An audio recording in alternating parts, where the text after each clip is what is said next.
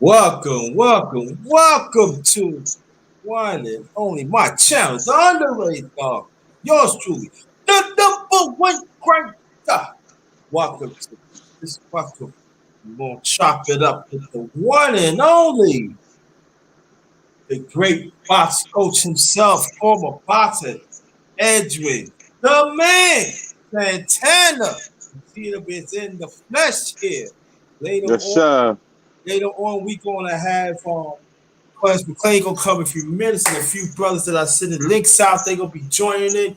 Let me get these announcements out the way. Well, again, welcome to my channel, the underrated darkness. Let me hit the pictures. I'm gonna shine on you. I'm gonna shine up. Welcome to my channel, the underrated dark. Y'all true, the number one grind, one of the best kept secrets on YouTube. The best of the business. I've been putting it down for a long time. And if you come here new, please sub to my channel, hit the bell twice. So you can come into wherever I come with the powerful live stream and on video. You would get it first. Also, also, I got I'm gonna mention our other on my social media out there, and please have the comments coming. Please have the comments coming. Please have the comments coming. So now we got Clarence McLean. This is big right here, yo. This is big. You're gonna have fun tonight. Again, we're gonna let me hit Clarence McLean up in here. Holla. And we invite like two brothers in. Hope they make it and everything. But we gonna featuring the great boxing coach and former boxer, great Edwin Santana. Yes, sir. Wow. AKA Taquieto. Yes. Yes, it is. And we got Clarence McLean up in here. So we go. So I want y'all to sit back and relax. Let me make the last remark. Last remarks. If you know anybody that wants to come to the chat, invite them to the chat. That this is going to be gravy. This is going to be something. This is going to be something that you're not going to see what the grinder is. Just put it on tonight. And with my brothers right here. So welcome. Let's get it in right here. Let's get it in. Let's get it in. Now, the first question, Edwin, where you were born and raised at, please. I was born and raised in the Boogie Down Bronx. Ooh. Jackson Projects, 156th Street, right by Melrose, tough neighborhood. Mm-hmm. I know that. I know that too. Born and raised, still in the Bronx. Love the Bronx, love the people, love the culture. It's a tough place, but if you can make it in the Bronx, you can make it anywhere. Facts. That's facts. That's facts. Okay. Now, tell us about your family, like while you was growing up, your parents, your siblings, and stuff. I have a brother, and I have an older brother and an older sister. My mother's still alive. God bless her. She's 91 years old. She's still grinding, just like her son. She can't stay still. She still goes to the stores. So the history of my family is longevity. You know, we were blessed with being on this earth for an extended period of time, which is a blessing. You know, we were a close-knit family in the Bronx. We stood together. We were raised in an Orthodox Spanish church. We also went through trials and tribulations through the neighborhood, you know, but for the most part, we kept safe.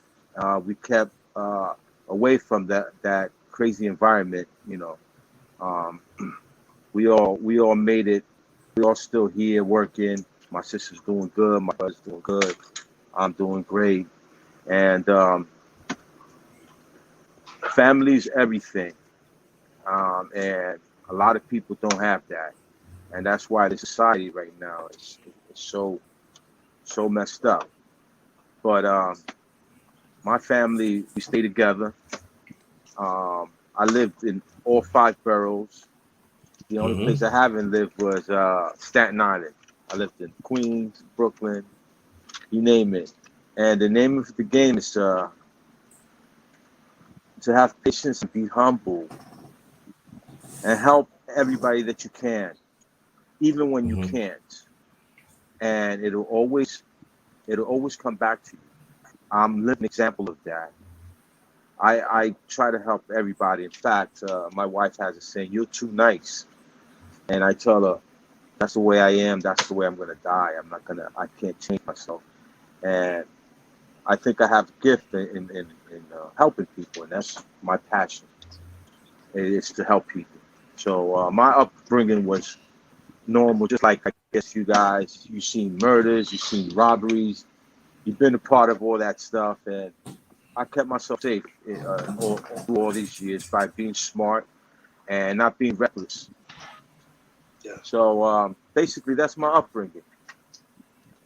Okay, cool. Now, the question is, was you into other sports besides boxing? Oh yeah, I was in bodybuilding, football, baseball, anything that dealt with competition, I want to be the best at it. You know, I'd always had that drive and never had fear of failure. That's one thing that I pride myself. Even if I know there's a chance I might fail, I'm still gonna try to do it. Mm-hmm. And I don't put my head down if I don't do it, because if you in this life you're gonna fail more than you succeed. Mm-hmm. And if you can't deal with it, you're gonna be in a rut. You're gonna be miserable. You're gonna hate yourself. And I try to not to live like that. You take the good with the bad. That's my motto. Got you. Okay. Um, how did how do you what age that you got into boxing? I love boxing since I was a kid. Always fighting in front of the mirror. Always always watching fights, hearing fights. Cause back in the days, you know, I'm 58 years old. I'm not a young chicken, and Mm. and you're hearing the radio, anything that dealt with boxing. However, when we were young, poor, you didn't have money to join any gyms. So our parents were Mm-hmm. so poor, you couldn't join those gyms. So you missed out when you were poor. You know, being Mm-hmm. poor, growing up poor, you miss out on a lot of stuff that other people that have money can't put their kids through. But I started with boxing at probably about 15 years old. Uh, um, Fought in the Golden Gloves in the 80s. Great Okay. experience. There was nothing like the Golden Gloves, man. It was a tough business. You every fight you had to fight. You know, I didn't belong to any boxing gym per se, but I had a boxing coach from Catholic school. He had a little gym, and we would train there. And my first tournament, my first fight, they pair you up. You know, I gotta say it's kind of fixed also amateurs, and you know they try to match you up with the best guys if you don't belong in a boxing gym, so they can get you out. So I had to fight the guy that won the whole thing. My first fight, my first ever fight on the boxing. I'm fighting this guy that's seasoned. You know, at Mm-hmm. 147. I gave him a good fight, but you know, he won. He won a decision. But um, the sad part of that story is I became friends with him, and then he was killed in the streets. I Oh remember him, man. wow. I never forget that, and I always remember that, and the experience. It's nothing like it getting in the ring and you fighting against another man that wants to uh, do the same thing you do, is win. And it's nothing like this. It's an individual sport, and it's not for everybody. And I learned so much through boxing. You know, discipline. If you don't have discipline, you can't be a good fighter. And once I didn't have the knack for it anymore, I got into football, baseball, boxing. I left boxing for a little while. Then I came back to it. And now, at my old age, I'm in better shape than I was when I was a young kid. It's amazing what your mind can do to your body. Um, Now I want to train. I want to train people that don't have money for gyms. I want to be that guy that you come to. Hey, I want to learn and help them. Money's not everything. Money will come at a later date, but my focus is to help anybody that I can uh, without any money being involved right now. And hopefully, my dream will come true one day, owning a gym and helping people. That's my dream.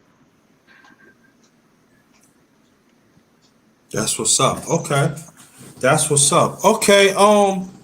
So how long you was boxing before you make your transition to a boxing coach? Well, I fought a couple of years, and then the streets called me. You know, women, the money. I started working. When you're 19, 20 years old, you don't have no guidance. Uh, Mm-hmm.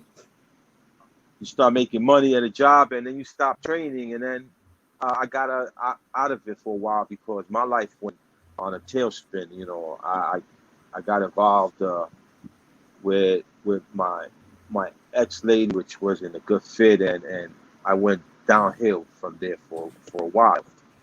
Um, and now I'm back up. But my boxing career wasn't that long because I wasn't in the right state of mind to pursue that. You have to be 100% committed to that boxing because you can get hurt. Mm-hmm. So I Yes. stopped. I stopped boxing. So my focus now is one day soon I would like to fight in a tournament for old men, and I think I could do pretty good. But I need guidance in that. You know, I don't know where to turn to do that. And eventually, you know, become a coach. Okay. All right. Let me read. Oh, I forgot to read this from the screen. Let me see. All right. Come enjoy a real conversation with the number one grinder.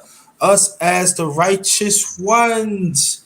Individually, let's make a change within ourselves and genuine being there for each other. We all we got. Just remember that, y'all. We all we That's right. got. That's right. We all we got. Just remember that. And the ones that came in, Sheila, thanks for coming, brother. She, thanks for coming, Clarence McLean. Um, let's see, that's a brother. Bruce Goals, thanks for coming. Outstanding job with brother Big Dude talk about fitness and stuff like that. Thank you so much and everything. Before we gonna turn to Clarence, because Clarence probably want to ask some questions, but now after you do all of that, how long? Matter of fact, how many you had a youngest son graduate from high school today? Did you? Yes, I did, man. Andrew Santana, Okay. man. Uh, Yeah. one of six, the last of six boys graduating. I have six sons, no girls, and they all doing great. They're big now. This is 18 years old now. He graduated now. He's becoming a man now. It goes so fast, this life, you know. So you have to enjoy every minute. And I truly enjoyed my last boy graduating. It was an honor. That's great. That's a great fit. And how long you been? You married?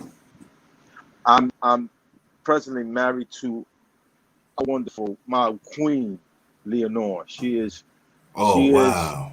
she is the one that changed my life. If it wasn't for her, I wouldn't be in this earth, man. And so I praise her every time I can. Mm, I will go to the ends of the earth for that woman. She's my that's a number one. beautiful.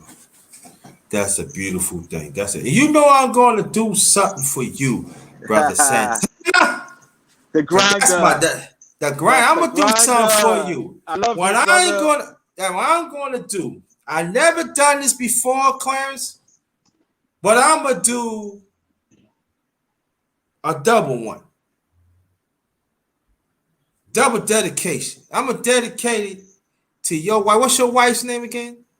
Leonore. Leonora. And what's your son name? The one graduate today? Andrew. Andrew. I'm going to just dedicate Leonora and Andrew. I'm gonna dedicate this live to them because they got Pop Deuce up in there. Yes, That's sir. how I do it. We're gonna do it like that. We're gonna Salute. do it like that. Yes, sir. That's right. We're gonna do it like that. Charlos Rain, thanks for coming. Now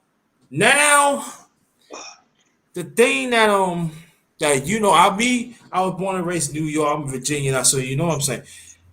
The question that I want to ask you that you raise your boys with and on everything and everything. How did you make the transition from boxing and the things that you've been doing to a boxing coach? Explain that, please. That's in a person, you know. It's been in me since little. Every team, every sport that I played, team sport, I made everybody around me better because I wasn't ever selfish for myself. I didn't need to score that point. I wanted to win the game, and that has helped me through my career. I presently work in a printing company for the last 25 years. Um, um, I'm a dedicated person, and I see things that other people don't see in themselves, and that's a gift that I have. And anybody that's associated with me will tell you that I'm one of the positive persons that they've ever met. And I'm humbled and grateful for everything that has come my way, whether bad or good. And I want to give a shout out to the Grinder, man. This is an awesome podcast. I watch you all the time. Oh, You're thank growing, you. you keep grinding, brother. You keep grinding, man. Don't let nothing stop you. Clarence Appreciate McClain, that. my brother Clarence McClain, brother. I met you. I met you through Last time. through social media. We met up in the park, not knowing each other, and we hit it off from the first day, man. Um, Hey, I, I that's love that's your been my brother. soul. I love Yeah. your soul, your demeanor. You you moving up in the world, also, man. Don't let nobody stop you, and enjoy life, man. Enjoy what's coming to you guys. Thank you. Yeah, Appreciate it.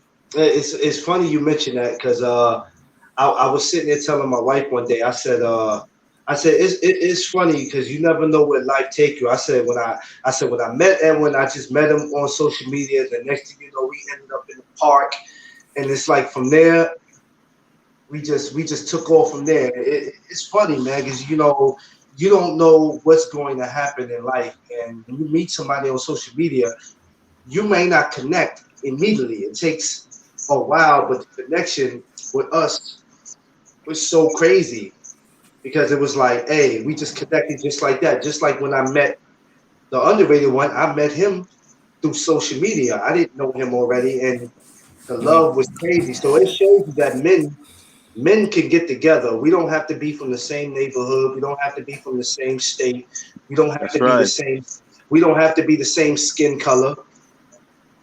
You understand what I'm saying? When real men can get together and conversate and do what we do and hang out, it's a beautiful thing. We are a perfect example of what men are. And all the men who don't know what an example of a man is, just look at us and then you'll figure it out.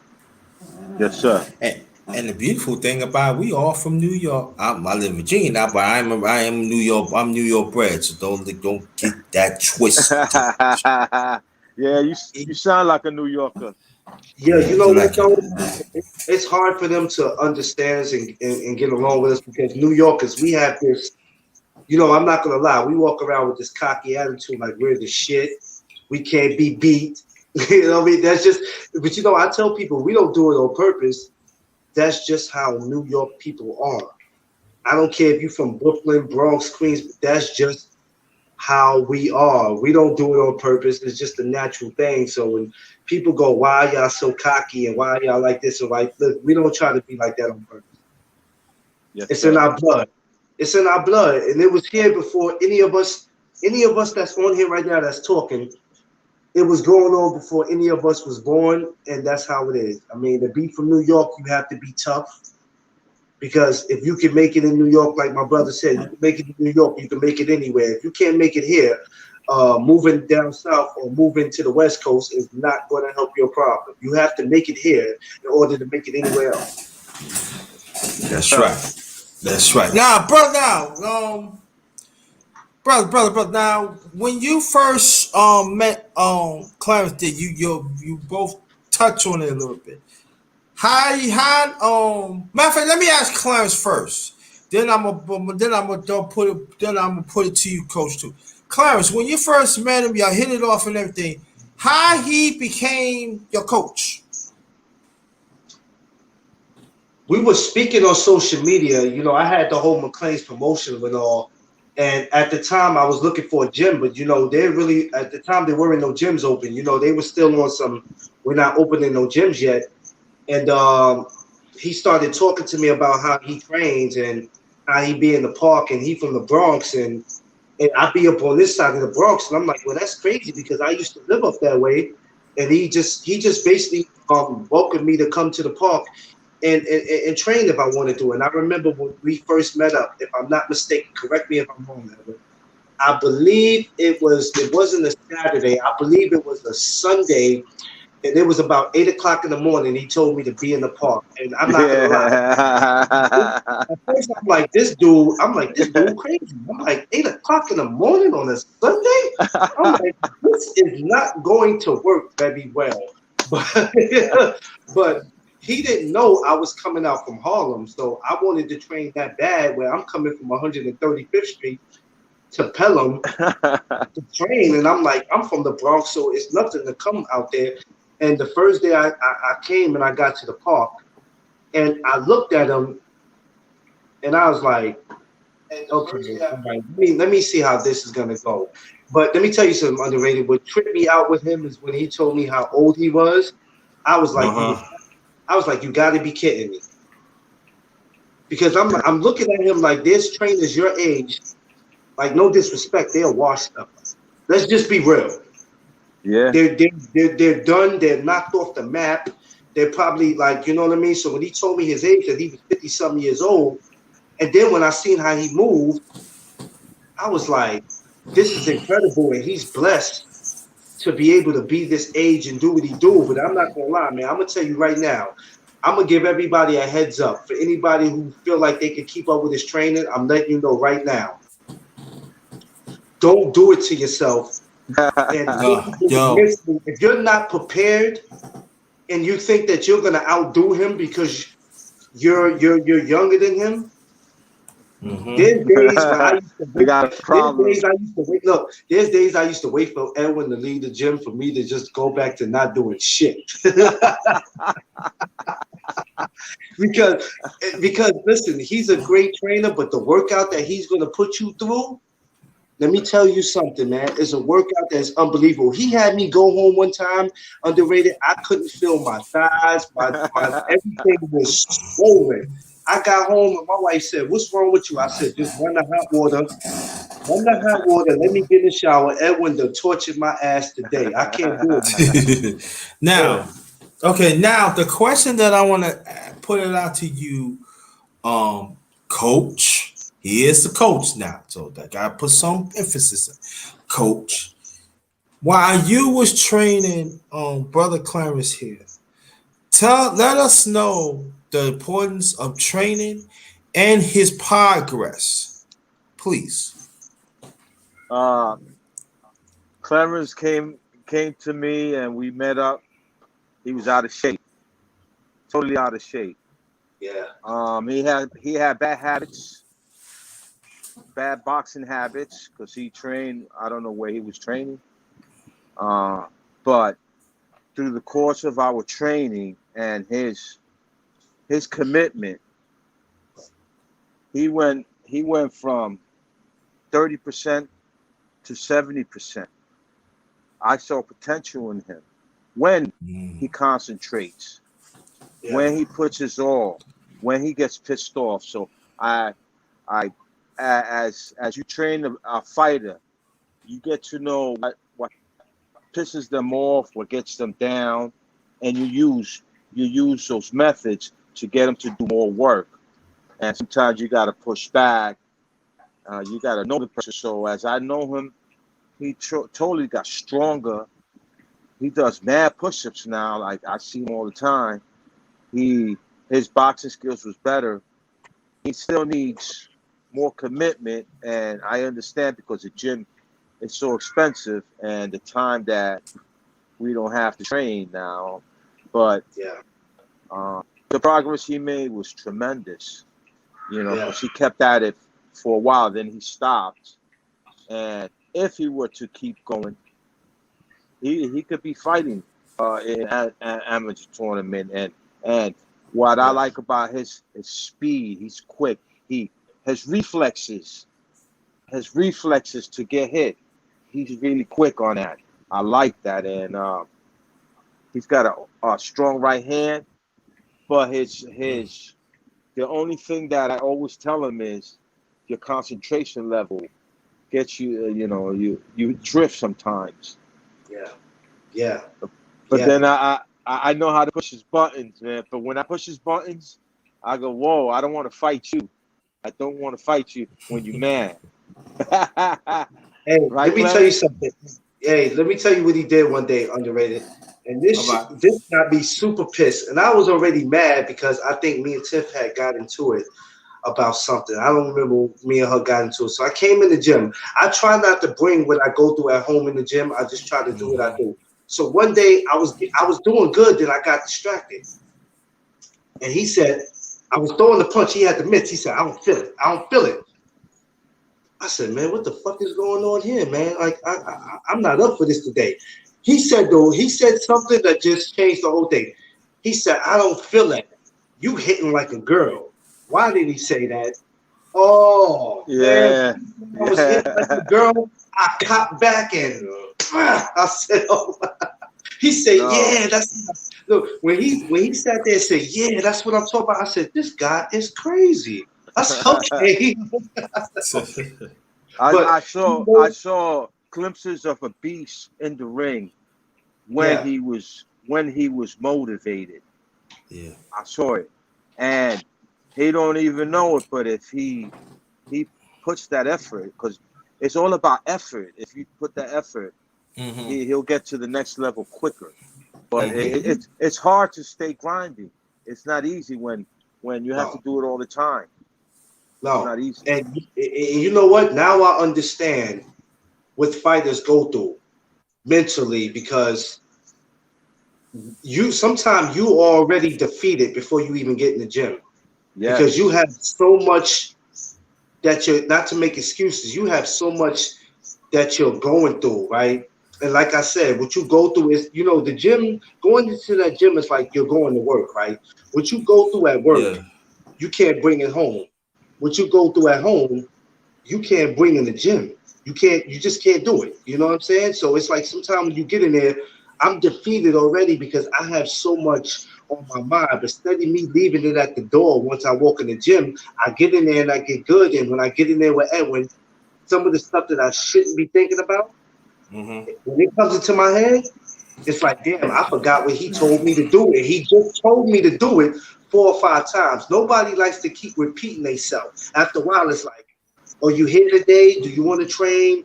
Where you at? So what I learned was now even with Edwin, even with me and him not being in the gym together, he's still in the gym with me because even when he's not with me, I see him. I hear his voice in my head.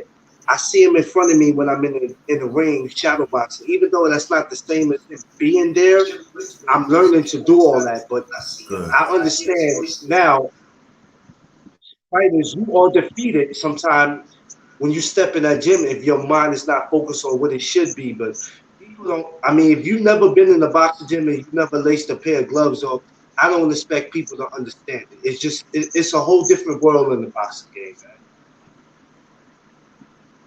Okay. Now, um, how? Let me ask you a question, Coach. How many people that you train? I mean, how long you been a boxing coach? For the first question. Well, I've in the last 3 years, I've been coaching young kids, adults, my family members. Um, but officially, as far as training a fighter, I haven't gotten that fighter or that person yet. I'm looking for him. I'm training young kids now, and I'm gonna I'm gonna have a stable of young kids soon. I'm training 3 kids in my building right now, so my coaching experience is growing as I keep going. But I haven't trained any professional fighters or anything like that. Okay, and you said you've been doing it for 3 years. 3 years now. Wow, that's a minute. That's a minute. Right there. So how many you training right now? I'm Kids. tra- I'm training 3 kids right now, and I'm training a teenager on my own, in the park and Okay. stuff like that. Okay. Now, being raised in New York, with that we already know in our communities, there's always pitfalls, there's always injustices and stuff. You know that. I don't have to explain to you and Clemson nothing like that. And I seen it myself. How do you keep the integrity in our community to help, but you use boxing the vehicle so they could also to succeed? Please. It is so simple. All you need is a space, a place, some boxing gloves, and some equipment. And once someone laces up the gloves, and you have the right person teaching you, that person takes off, and their life changes. You know, Yeah. you have to have the right attitude. You have to show by example. That's what I do. I show by example. I do everything I do. I won't tell you to do something if I don't do it first. I don't got to show you that I could do it. And that that's very important in teaching the younger generation, the youth now. We don't have the money or the space or a place where we can go and be there without paying thousands of dollars for this little space, and it's hurting this community. We need to. I don't know how to change the situation because everybody's stuck on their own selves. No one wants to help each other. But with platforms like this, with guys like something else can pop up. Something somebody that wants to help somebody, and this is the way it starts. We have to start somewhere. Yeah, yeah. And they don't realize that, and when we don't have these platforms to get our 15 minutes of fame. We don't. It's not about that. We just love doing what we do, and like you said, we have to start somewhere with it. You know what I mean? So, we try to get people to understand. Right? People say y'all just have these platforms so y'all could be in front of the camera. Y'all want somebody to pay attention to y'all. Listen, if I want my 15 minutes of fame, I'll go out there and do something stupid and be on News 12 and I'll be in jail. If I wanted because people nowadays, when they want their attention, they go out there in the world and they do stupid things. We don't do this for no 15 minutes of fame. We love these platforms, right? Because we love for people like you to come up here and tell your story. We love for guys who don't have other platforms to go to. I can't Yeah, see, you going on a high platform and somebody want to interview you, not because of you. They want to know who you are and how many viewers and how many people are following you. Me and Underrated, when we interviewing people, we don't look for followers. You can have 0 followers. We can care less. But you like, why not help somebody if they need to be helped? We're not worried about followers and Instagram and YouTube and all that. This is what our platform represents.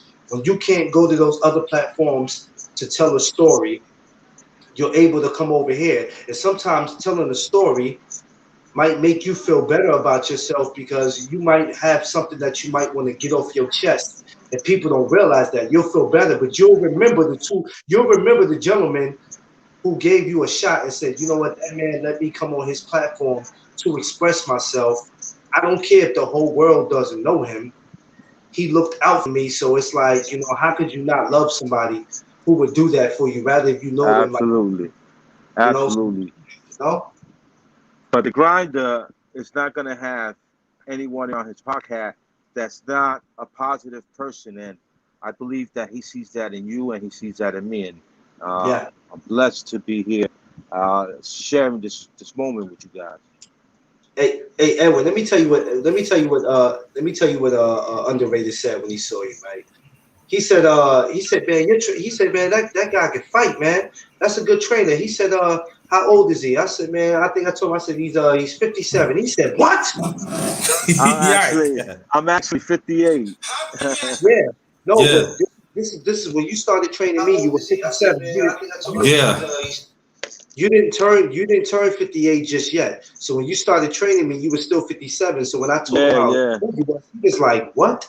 He said, I've never seen a 57. He said, first of all, I never seen a 57-year-old that moved like that. And Yo, first of all, I he want De don't La Hoya, bro. I want De La Hoya, man. I'm going to start talking shit, so I want De La Hoya, man. You can give me a chance. hey, Underrated, you hear that?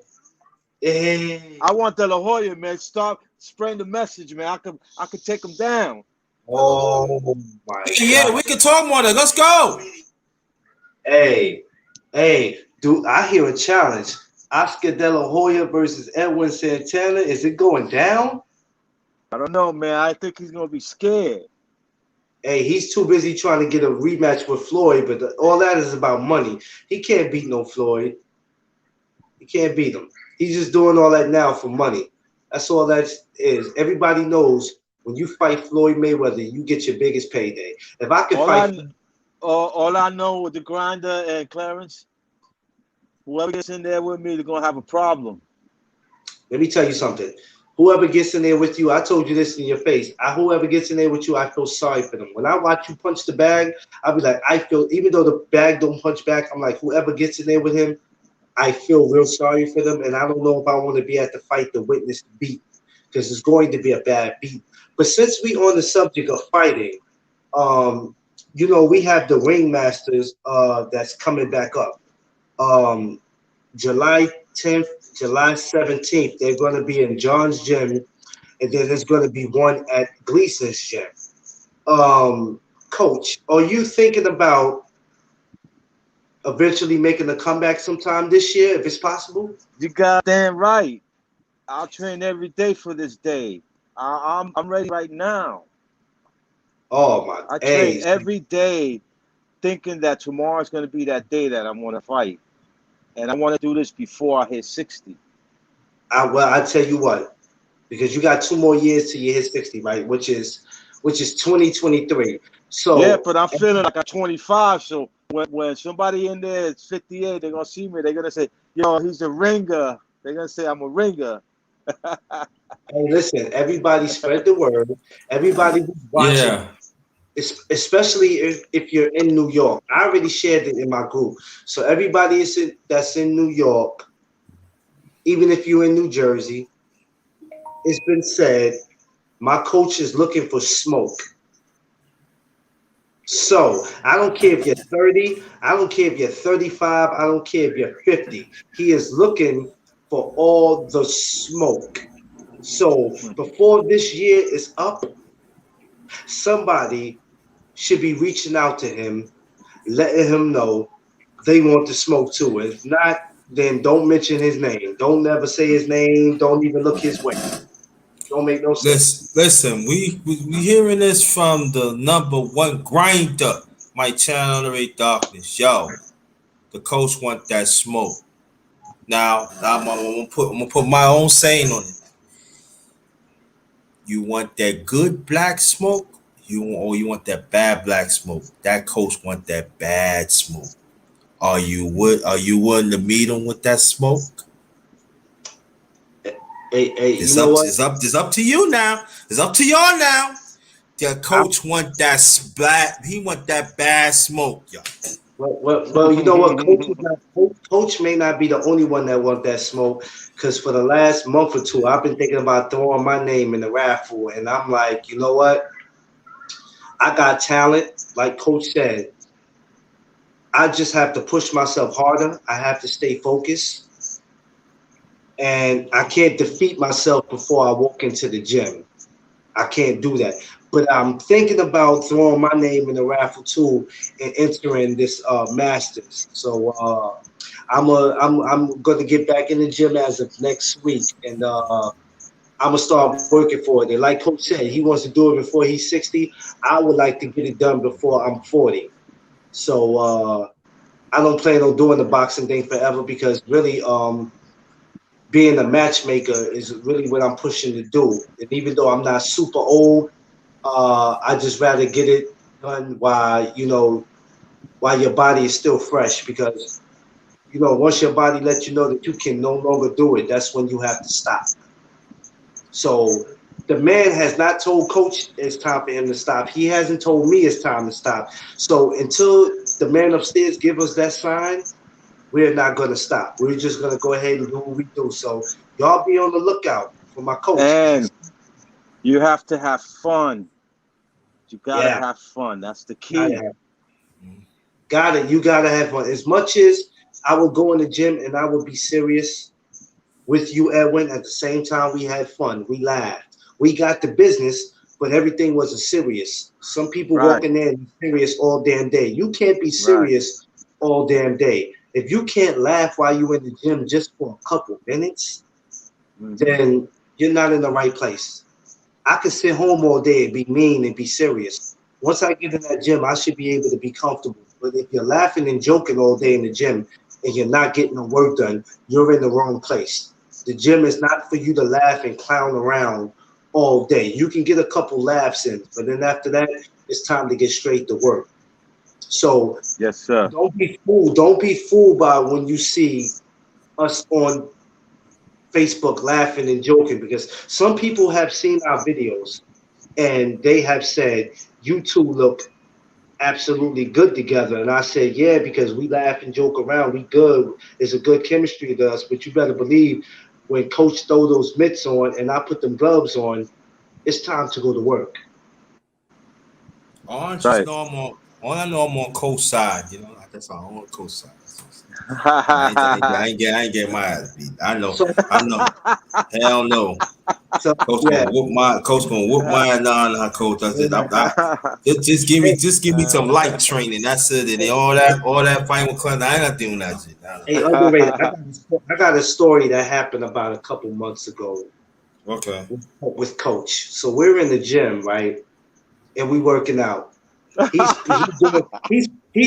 doing his thing. I'm doing my thing. He's punching the bag, right?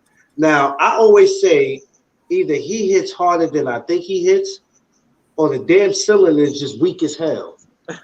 He went to hit this one bag underrated, and the whole goddamn bag just.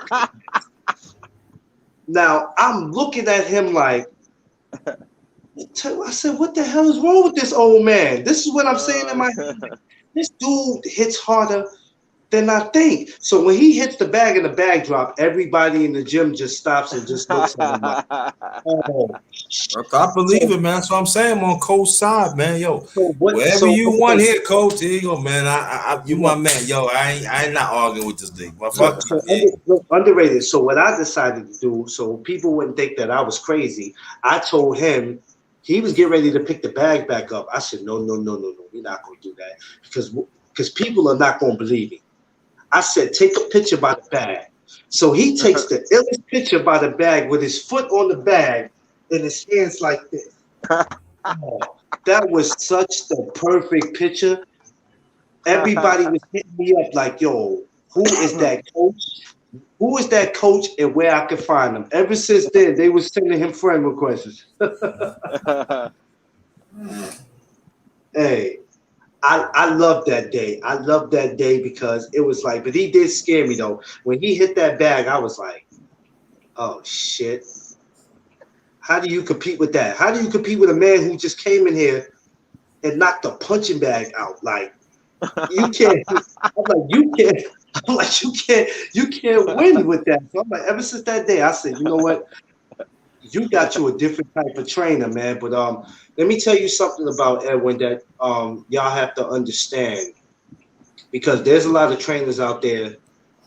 They sit on their ass and train you, and they don't get up and tell you what to do. They curse you out. They expect you to know everything.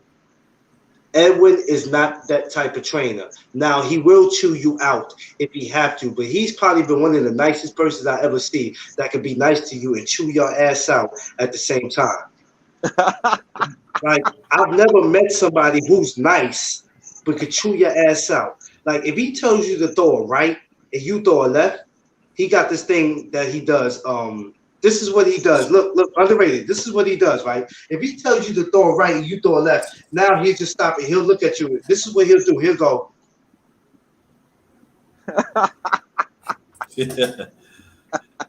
Okay, I'm ready when you're ready. I told you to throw a right and you threw a left. Come on, get focused, man. Get focused. Like, what are you doing? And I'll be looking at him like, well, I'm trying to get focused, but it's hard. But he is one of the best coaches to have. You won't find too many coaches like him. If you do, I don't know them. But I'm speaking for him. One of the best coaches that I have ever seen, hands down. One of the best kept secrets in the gym. And you'll get the best workout with him. You'll get the best workout. You'll get the best advice. But my thing is, he'll push you for as far as you can go. But if you can't go so far, it's like, okay, well, do this. And I'm going to do this. Like, he has this workout that he does. And one day he told me, he said, no, no, no, no, no, no, no. You stick to the regular workout. I don't want you doing what I'm doing. When you can do that workout, then you catch up to what I am doing because this workouts be sick. Like we can just get there and he'll start the workouts real slow. And I'm like, okay, I could do this. I could do this.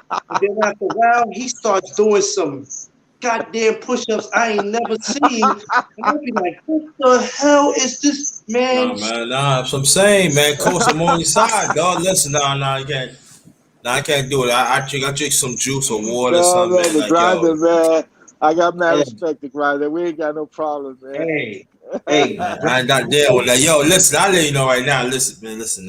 I hit the nope. bag a little bit, but the only Hey, way if I'm gonna hit somebody, if I have to hit somebody, they get me doggone mad. And you all gotta that. see him when he. You have to listen. You have to see him when he hit that bag. When he hit that I bag, believe it, man. I'm like, I'm on your side, dog. I said, listen, man, listen. You see the bag, right? Don't get him mad but I, because but he I, going because your head might be in West Side River somewhere. Don't get him no, mad. no. But what I wanted to ask you, Coach, was despite everything you've been through, the negative and how you changed your life, you were in the streets, and then eventually, your wife came and she kind of changed what you was doing. Explain to the fellas out there, the men. They say, but behind every good man is a good woman. How important it is to keep a strong woman in your corner and not let her go, especially when she put up with everything that you did and she could have walked away from you a long Damn. time ago. Well said, Clarence. The secret to having a successful marriage and partnership is that you must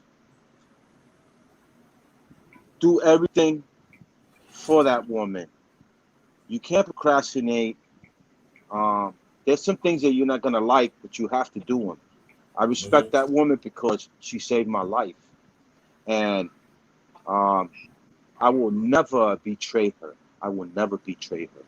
This is the first person that I met in this world that goes 100% for me every single day. How can I, as a man, let her down? I will not Yeah, do that. I will not do that. Nothing in this world excites me more than she does. yeah, and that's a beautiful thing because even with my wife, we don't see eye to eye. There's times we get into it, but that's she. She's my world. She's down for me, rather if I'm right or if I'm wrong. And when, if I'm wrong, she'll tell me how wrong I am. But for the moment, she's going to ride with me. But she'll just say, "Hey, don't do that. That wasn't right. You shouldn't have said this. You shouldn't have did that." And everywhere I go, she wants to be a part of what I'm doing. I just came back from the Boxing Hall of Fame in Florida. It was Father's Day week. Usually she spends Father's Day week with her family, and she decided to come down with me just to have her with me. It's a blessing, man. She was, it took us 21 hours to get to Florida because we were on the train. We were on Amtrak. Just for her to sit through those 21 hours, and then it took us 25 hours to come back because the train was moving very slow. For her to do all that, it really showed her loyalty. So, it's true. Behind every good man is a good woman, but we have to let the women know at the same time, the ones that's good and that's riding with us, we have to let them know how important they are to us. But I'm only speaking about the women that's riding with us. Yeah, That thank you, every thank time you. we doing wrong, every time we're doing wrong, they're still there to say, it's all right, baby. I'm gonna ride with you, but I'm gonna tell you later you were wrong for that. And you don't need to do that. And that's a beautiful thing that we can have queens like that in our lives. And you're absolutely right. We no shape or form we can turn our backs on them. And it helps us not only to be better fighters in the gym, but it helps us to be better men in life. Yeah. You know, so it's a. I just wanted to give a shout out to all the women who stand behind their men 100%, because that's very important, you know. And sometimes we need them. We need them in our corner, especially when we're fighting demons and nobody else can relate to us. When nobody else can relate to us, they can, and that's a beautiful thing. So, my wife, I know she's not watching right now because she's in the room watching TV. But if you're watching, I love you, baby, and I appreciate you so much. Yeah, yeah, Oh, yeah. isn't that so sweet? That's Now, sweet. That's let, sweet. That's so yeah, sweet. let me get these announcements out the way. We're going to continue to get this going. Come on, y'all. Let's hit like Tom Malone said. Hit the like button before the stream started, man. Hit the like button. Share this out. If you want to donate, it's on the screen. Cash App, $ capital JT53000. Also, paypal.me / all in caps JT Black 53. Support the cause, support. Because you're not gonna see nothing like that. You are actually seeing a former boxer and a boxing coach. You see the ones that he training right here, the one and only Clarence McLean of McLean Production, also no ducks on. You're not gonna see nothing like this. So So, support it, y'all. We got some good stuff coming here. So if y'all know anybody in the clouds, tell them to come on in, all right? Because this going to get better. Now we gonna get back to De La Hoya. So you really want that smoke for De La Hoya? yeah, man. Yeah, man. I'm ready, man. I'm ready for whoever. All Mm. right, all right. I just want to fight Hey, So in the oh man. backyard. In the backyard with no lights. I don't care. Just fight, man. One fight. One fight. One fight at a time. yes, Hey, well, sir. let me And ask my age ain't got nothing to do with it, because I could stay with the best of them, the young boys too. you. Watch Yeah, yourself. that's what I was going to get into. Now, if you were able, let's just say you're 25 years old, you're in your prime. I can't say what weight class you would have been in. I don't know, but how do you think you would have did with the boxers today in your weight class? Now, mind you, you're 25 years old. You're in your prime. If How I do you if think I you would have handled these classes? oh man, if I had the knowledge, and if I had the dedication that I have now, I, I could have done some work. You never know. I would have been probably pretty good. If I Yeah, had the dedication. But uh, that was the past. I have that dedication now, and it's not too late to fight old yeah, guys like me. It's not too late. It's a dream, and the dream can come true real quick. yeah. I pretty much think so. How do you feel about the how do you feel about the guys that's in boxing today? I mean, who do you spend time keeping up with? Who's your favorite right now? My favorite guy right now is Errol Spence. Oh Oh, no. His Woo. his all right. style, Talk more about it, please. his style, his style is no one has his style. His drive, his heart, his skills, his movements. Ain't nobody touching that boy right now. No. Pacquiao is getting knocked the fuck out. Sorry for cursing, but he's going to get knocked out. Oh man. Errol Spence, spirit is what's driving him to be great. He's going to be a great Mm-hmm. fighter at the end of his career. He is. What burns me is this situation with him and Terrence Crawford because That that has no bearing on anything that he does, because they're going to fight if they want to. If they don't want to, they're not going to fight. So you can't stop Errol Spence's career or Crawford's career. They got to fight somebody. yeah, no, you You can't know you what I'm can't saying? do it. But if they fight, I put my money on Errol. Yeah, I'll put that Errol's smoke on Errol. I'll put that smoke on Errol. yeah, Errol's a big boy too, and I keep telling people I seen Errol in real life. For his weight class, he's a big boy. But let me let you in on a secret that not too many people know. Only the boxing people. Yeah. Watch out for my man Castano. He's coming to Oh get man. those belts. He's gonna get Oh, those belts. Watch him. hey, that dude is cut from a different cloth. Watch That him. dude is cut from a Charlo different cloth. brother. Whether Charlo brothers gonna have a problem. Hey, that dude, I didn't realize how tough that dude was. You That know he dude beat. You know he beat Errol Spence Jr. in the amateurs, right? I think I heard somebody or somebody else say it on another platform. I'm trying to think of who said it. I can't He remember, but I he heard them say it, and I said, "Wow, he beat him.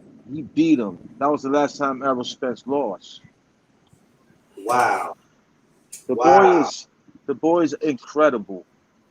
He is very he's talented. I can't take that away from him.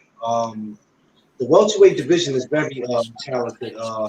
Anywhere from 140 to 147 is very talented. But I'm hoping to see Errol Spence and Crawford one day. I'm banking on it that next year that could happen because I don't this year that's not gonna happen. The problem, Um, the major problem is the weight issue right now for Errol Spence. This will yeah, probably be his last fight in welterweight because he puts on a lot of. That's hard to stay at 147. He got to move up. Those four that's a pounds big will help him. that's a big boy. Yeah, That's so a he big can't boy. stay. He can't stay at 147 too much longer. I just told somebody else. I said there's another kid who can't stay at 147 much longer, but he's younger, so he might have another year at it. And that's Jerron Boost Ennis. A boost. Oh, Boost. Oh man, you talking about? I think it's going to be less than a year too. I don't. I could because he's still young No, and he's still grow. he's gonna stay at welterweight. He's still Yeah, young, he's like you gonna But said. he stay. big though. Do Yeah. you Yeah, think? he is. So do you think, Coach, that he can stay at least about? Because I'm saying, you know why I said less than a year because he's still growing to the man's body. Yeah. Now I could be wrong and everything, but do you think he can fight at least about 2 more years in the welterweight move up? Because one Who way or the other, Ennis? he gonna move up. Ennis? We talking Yes, about Ennis? Yeah, yes. yeah. He'll be a welterweight. What it is Errol's already big, man. You know he's 30 something. His body's slowing down, so you can't take that weight off, even if it's a pound. It becomes harder when you get older. Yeah, Mm-hmm. So he got Gotcha. to move up. And then you could be weak for your fight. A lot of these guys have to cut so much weight that when they get to the fight, man, they're weak. and let's keep in mind too. When you're in your 30s, you're gonna have to train and you have to train more harder than these dudes in their 20s, man. Because like these dudes in their 20s, they're thinking is different from somebody in their 30s. They're already thinking I got a lot more years left in this game, and I'm gonna do this and do that. And when you're 34, 35, 36, that's really at the time when you're supposed to, get ready to, walk away from the sport. But some people don't know when to do that. But when it is a sign when you get to your 30s, you do slow down. And this is why I say it's so important for everybody at 147 to fight each other, because if you don't do it, guys like Jerome Bruce Ennis and Virgil Ortiz, they're going to be on your ass. And those are the last two that I really want on my ass. Yeah, those boys are awesome. Great Yeah, fighters. yeah. But I don't want Virgil Ortiz and I don't want Bruce Ennis on my ass. If I'm 38 years old and I'm at 147, unless I feel like I can take them, hey, I'm trying to just take another way out and then get the hell out of here, because eventually, if they set that fight up with you and they make it mandatory, there's no pulling a Ryan Garcia or pulling a Teofimo Lopez saying I caught the COVID, because you don't want to get your ass whipped. You got to make a decision. So Yeah, that boy was coming for him. That boy was coming for him. Yeah, he was coming for him, and I think he That waited. Bosa? He waited to the last minute to sit there and say, "I got the COVID." I said, "Come on, man." Yeah, what you think about that, Coach? What Clarence just said? Yeah, well, the guy didn't. I don't know why he didn't get vaccinated. He wasn't vaccinated. That's why he caught the COVID. You know, when you're a boxer and then you're making that type of money, you got to be vaccinated, man. You know, and he's paying for it now. He's paying for it. You know, he lost a lot of money right now. They didn't get paid. He said 2 weeks ago. He got interviewed 2 weeks ago, and he had a big mask that covered his face. He said, "Guys, I'm sorry for the mask. If you can't hear me like that, it's COVID. I'm trying to protect myself." So what happened to protecting yourself? Well, man, you could get that in through the air, man. So Yeah, you could protect yourself 23 hours, and then the hour that you take it off is in the air, man. You can catch it if but, you're not vaccinated. but Coach, isn't it ironic? He went to the press conference. He had the press conference. He built the fight up where we thought that it was going to be such a great fight. To me, it just looked a little weird that we got close to the fight and all of a sudden COVID came and knocked on your door. Yeah, but you can't wish COVID on you. Like, let's say, okay, let's he can't lie about COVID. If he got it, he got it. You know, it's they're not gonna sugarcoat that he didn't get it. So he did get it, and you can't fight when you have that. You know. Yeah, it's just with Lopez. I don't know because every time you turn around, it's always it's always something with these guys. It's like Ryan Garcia when it was time to fight Fortuna. All of a sudden now he got a mental health problem. You know what I'm saying? Yeah, yeah, Every time, and then he claimed that he was going through something. He needed some time off. And then next thing you know, they catch him in Hawaii taking a picture next to his girl. And now he says at 26, I want to retire. How the hell can you want to retire at 26 and you have not accomplished anything? Even at 26, you can only accomplish so much. yeah, yeah. Well, he's probably going through some issues, man. You know, everybody does. Oh yeah, he's going through some issues, all right. He's going through that I don't want to fight no competition issues. And these guys, what it is, these guys are starting to make so much money, coach.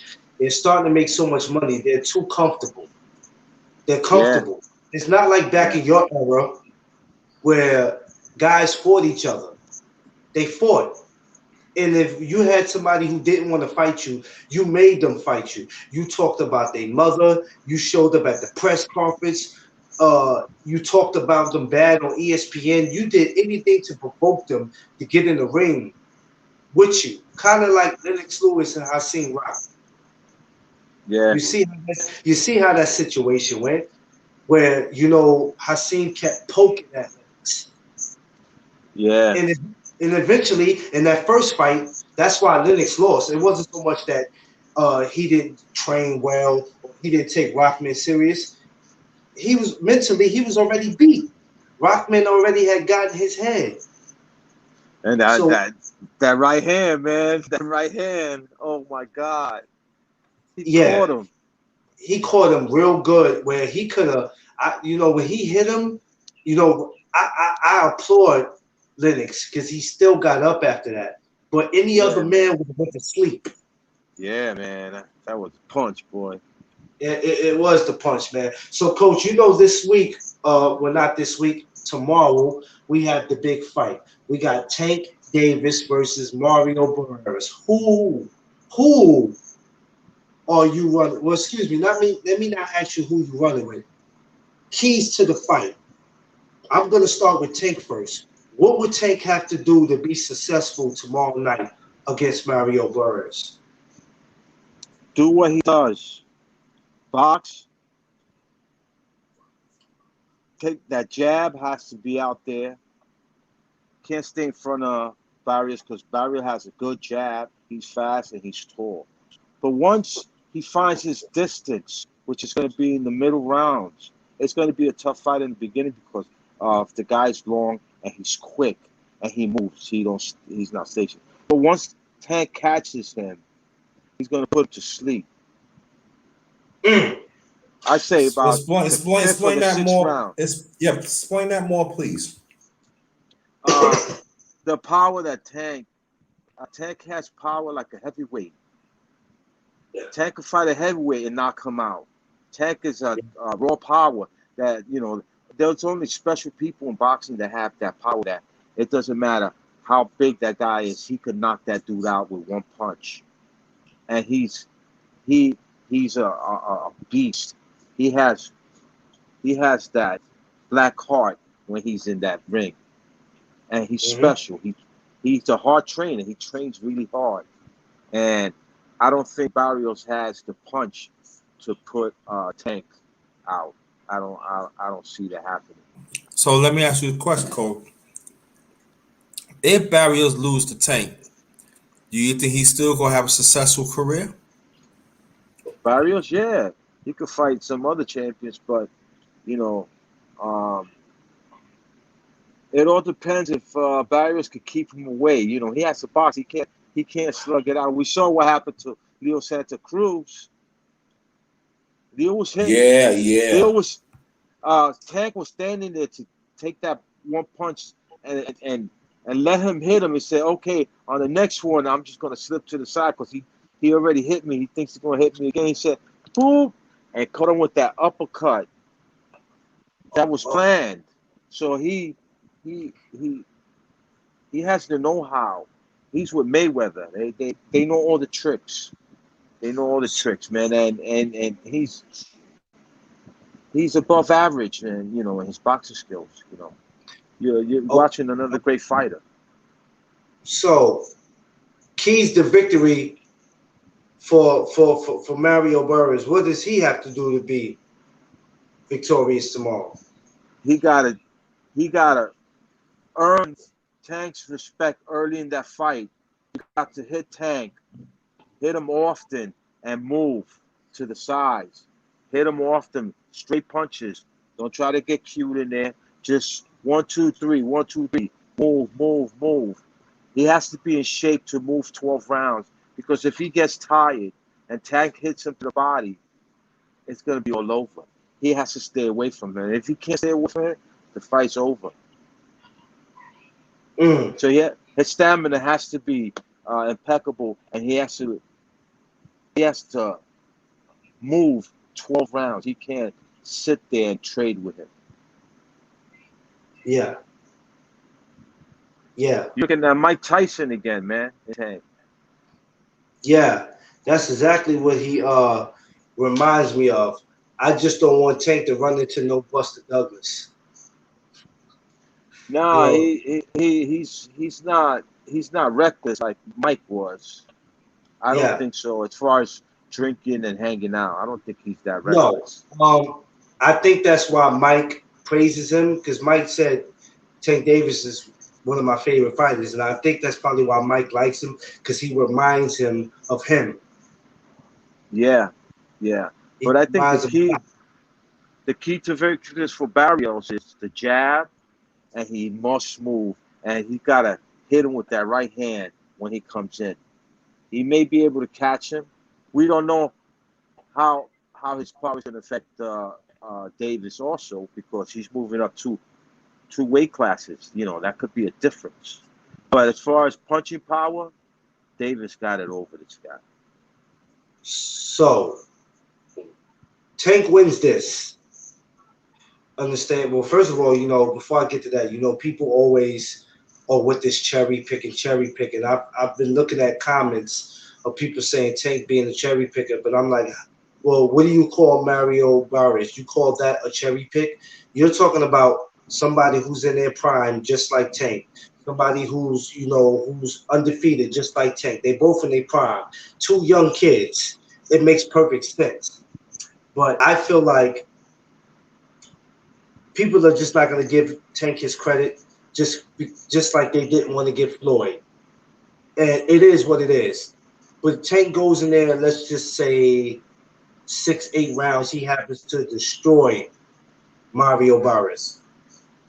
What does that do for everybody's gonna be scared to fight Tank. That's what's gonna happen. Okay, all these guys at the top are not gonna want to fight him now. then I gotta Yeah, want it. If he because destroys even Barrios, yeah, these top guys are not gonna want to fight him. mm, yeah, because we know at 140 the guys are much bigger, like Regis Prograis, Josh Taylor, Ramirez, um, Antoine Russell, Gary Russell's brother. A lot of these guys are big dudes, but I think maybe if he puts him to sleep, we got to see which one of those guys I just named will step up to the plate. Yeah, I would, man, I wouldn't want I love the guy you just mentioned, but he don't fight enough, man. My brother Gary Russell. Antoine. Yeah, he just fought recently, but I wasn't. I seen his win. He did pretty good, but I know he was calling out Adrian. He was calling out Adrian Broner, but we gonna see if that happens. But So go no, go go ahead. go ahead. No, I'm asking you a question. And then I'm gonna throw it at Clarence too. Which fights that you want to see happen in the near future, Coach? And then after that, I'm gonna throw it at Brother McClain. Um, Man, there's so many. So many fights. Of course, that Arrow and Crawford fight. I want to see Triple G and one of the Charlo brothers. Mm. What's up with Triple Yeah, G? He ain't fighting, man, but I think he still got something in the tank. I want to see Benavides with one of the Charlo brothers. yeah, But the fight that I'm most excited about is Castano against Charlo. And I think Castano's going to win that fight. I quite honestly think so. Mm. wow, wow. Nobody knows about this guy. I've been watching him fight. I watch all his fights, and this guy has a drive like no other, man. Uh, he's a beast, and Charlo better be ready. Okay. All right, Brother McClain. How important is Coach? Explain to the people how important it is when we get a fighter fighting another fighter that we know about, but we don't know much about that fighter. Let's just say he's a no name. Nobody's familiar with him. Nobody wants to pay attention to him. So only thing that we think is the fighter that we are familiar with. We feel like, well, he's gonna go in there and beat him. But then the unthinkable happens, and this guy that nobody is respecting goes in there and he pulls an upset. Perfect example. Riddick Bowe versus Andrew Galata. Nobody thought that Andrew Galata would go in there and do what he did to Bowe, and he had to fight. Andrew Galata had to fight, but the problem is he couldn't keep from the low blows. So how important it is to pay attention to another fighter that we might not be familiar with, because an upset could happen at any time. Well, as we all know, boxing is fixed. All right. So the promoters, they check fighters. They know what they're capable of, and they know that 80 to 90% their fighters is gonna win all the time when they match them up with fighters that you don't know. And Yeah, that's why you get all these mismatches, because they don't want to put these guys in with the top guys, because one loss in boxing can push you back, which is so. That's one of the things that I find so messed up about boxing, that one loss or two losses, they write you off. It's yeah, so tough. It's a tough business, yeah, and um, that has to change. That has to change. yeah. It really does. It does. I Mm. remember, like Danny Garcia. I still look at him as a top welterweight, but look at him when he got his first loss against Thurman, and then when he lost against Porter, and then when he lost against Spence. Now everybody wants to look at him, well, Danny's not the same man he used to be. I'm like, okay, that's only 3 losses. There's guys in boxing walking around with 10 losses. and they're still getting good fights. So how can we take a man like Danny Garcia and write him off? You can't do that. You Yeah, but know? Danny Garcia is stuck in how they say it? It's stuck between a hard place and a hard rock. Yeah. He can't beat the guys in 147, and he definitely is going to move up and lose some of that power that he had. And his career is basically, he's going to fight for world titles, but he's not going to beat the big guys. His time is over. So Really? do you think that him, because there was talks about him going to 154 too. He can't beat Crawford. He can't beat Oh, really? He can't beat Crawford. Crawford is too crafty for him. Yeah. And Bruce Ennis, that's not gonna. The Bruce Ennis thing. Bruce Ennis is another one. He's a talented guy that he can't mess with. The only one that Danny should fight again is what's his name? One-time Thurman. They should fight again. One-time Thurman. Yeah. Yeah, well, he's another story. I don't know what he got going on, but listen, a lot, like I said, a lot of these guys are just sitting home collecting checks, man. Yeah. Go ahead, brother.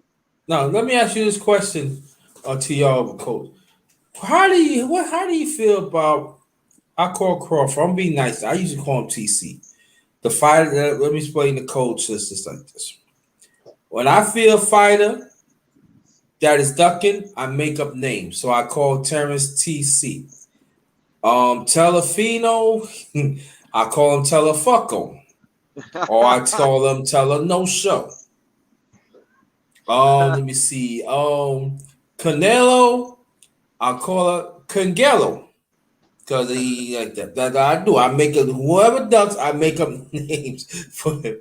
And Right, so I see that. So that's what I do. But to get back to Crawford, do you think ever since Crawford fought in the welterweight division, do you think that he fought legit fighters? No, he hasn't had that breakout fight yet. That guy that's going to push him to the limit. He hasn't fought one of those guys yet. He's been champion for many years, but he's missing that one guy, which is Errol Spence, or it could have been Pacquiao. Now we got Ennis in the equation. Now he's got to fight one of these guys, in order for him to get the recognition that he deserves. Although he's been a champion and he's undefeated, you can't take that away from him. But he's still missing that signature fight. To put him up on the echelon of the top boxers. Okay, Brother Clarence. Are we speaking about Crawford? TC. I have no issue with Crawford. My thing with him is wanting to see the best fights. If somebody, with his talent, I hate to see him just sit on the shelf. Now, we haven't seen him since the Kell Brook. Before the Kell Brook, we haven't seen him since the Amir Khan. Now, people sit there. He fought that I think he was Russian guy. Before he fought Brook, it was a Russian guy. Yeah, he got knocked down. Remember, he fell. Oh yeah. Excuse me, he damn sure did. He fell in that fight. He got caught, but they didn't make it a knockdown. They said that he. Yeah, I remember that. He damn sure did. But I don't know what's going on in his situation with him and Bob. I know I can't judge, but all I know is like, as a fan, you want to see the fight, the best fight the best. And I feel like that's just not going to happen until Crawford gets away from Bob. Now, if he gets away from Bob Arum and the same thing is going on, then we know right there that it was never Bob Arum. It's you. Now, if you go from top rank to PBC and you're still doing the same thing, far as not fighting no competition like you did when you was at top rank, then once again, then we know it's not Bob Arum. We know it's you. Terrence is he's very talented. He's great. Next to Earl Spence, I gotta put him at number 2. But if he wants to show how great he is, like you said, Coach, the Pacquiao situation is out the window. If you want to do something, you could have fought Ugas, you could have fought Porter, you could have picked somebody out there while you're waiting for the whole Earl Spence and Pacquiao situation to happen. But instead of you doing that, there's nothing going on. So it's like, until then, I tell Underrated this all the time. Until I see him do something, I really don't even like having a conversation about him because there's really nothing to talk about. Okay, cool. I get what you're saying. Now, let's see. Now, I'm gonna put the coach, and I'm gonna put the Clarence. If y'all would have been heading up the federation, what certain changes that you put in boxing? You want to go first, Coach? So the changes that I will make in boxing is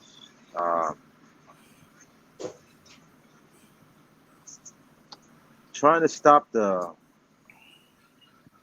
cheating in the game. There's a lot of cheating going on. A lot of backstabbing. Hell yeah, right. That has to change, but that culture is about money, and there's bad people in the game. And that if that could change, boxing will be better, but it will never change.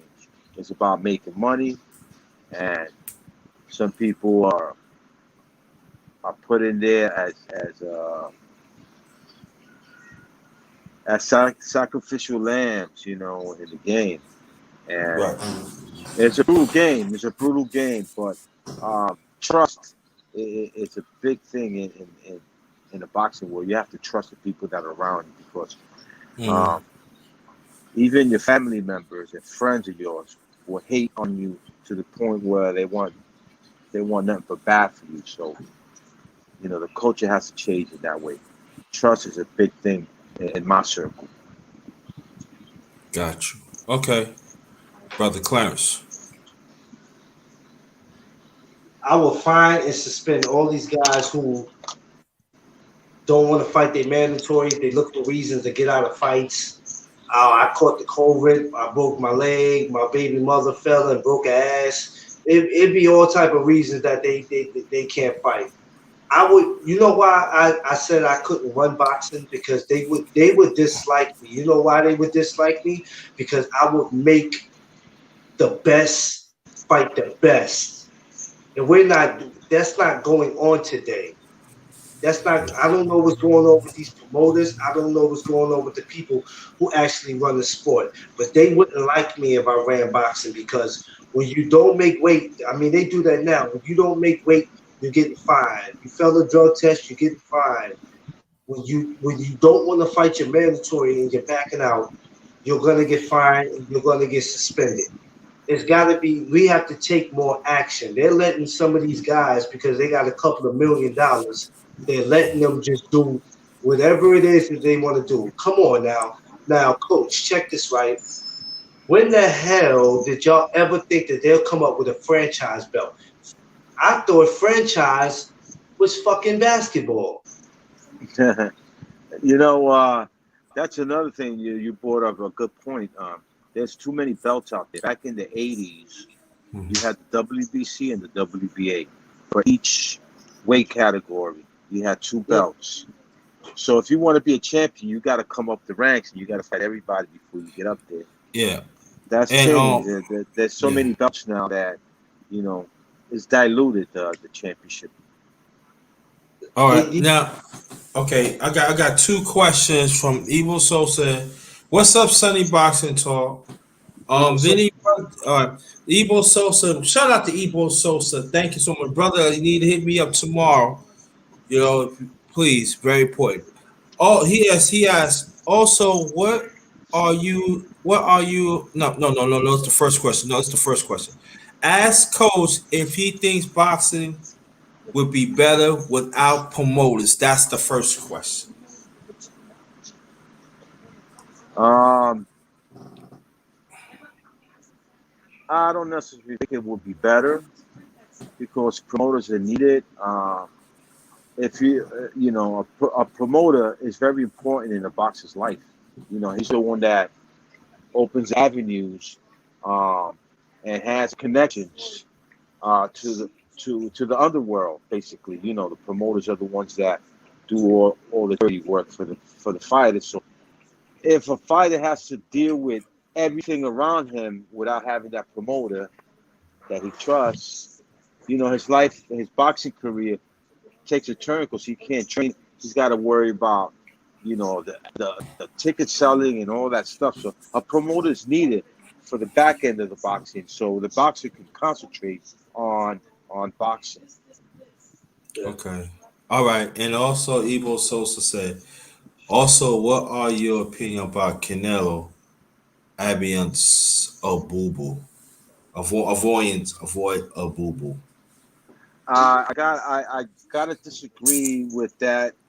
I gotta say that Canelo is one of the best boxers uh, in this generation right now. What he has accomplished, not too many people have accomplished in boxing. Um, we want to see him fight everybody, but at the end of the day, if I was in Canelo's shoes, I'm gonna fight that dude that I could get 10 million, and then I'll fight you next year. I'll see you next year. I want to bank because this is a nasty game. One fight can end your career. You could get hit in the back of your head, and I don't blame him for trying to fight these guys that he knows he can beat. The other fighters, but you can't take anything away from him. He lost one fight to the best boxer in the world ever, is Floyd Money Mayweather. Okay. Other than that, he's fought, whoever he fought, but you got to give him his credit. Okay, coach. I gotta push back on this for you, bro. All right, push it I out. never see a fighter that fight his former sparring partner. Now, I'm talking about the integrity. All due respect. I respect what you're saying. He fought his former sparring partner. I'm saying, I mean, as a boxing fan, a hardcore fan, does that? Because I know it do something for me. I'm just putting it out there. You know, I hear you. I hear you. We all you know. see things differently, and I feel that he should be fighting the top guys. He should be fighting the top guys.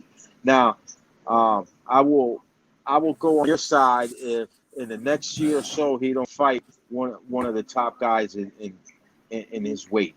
If he fights one of the Charlo brothers, but I think if they were to fight, I think Canelo would beat them. That's my honest opinion. Okay. He got that Oh, skill. okay. Got it. Okay, I got it. Okay. I, I just don't like. I just that him. He to me. But we know what we gonna talk. We gonna talk it offline. You know what I'm saying? We gonna I hear talk that. talk. We Yeah, gonna we'll talk. talk it offline about that. Now Okay. I'm just saying. Now,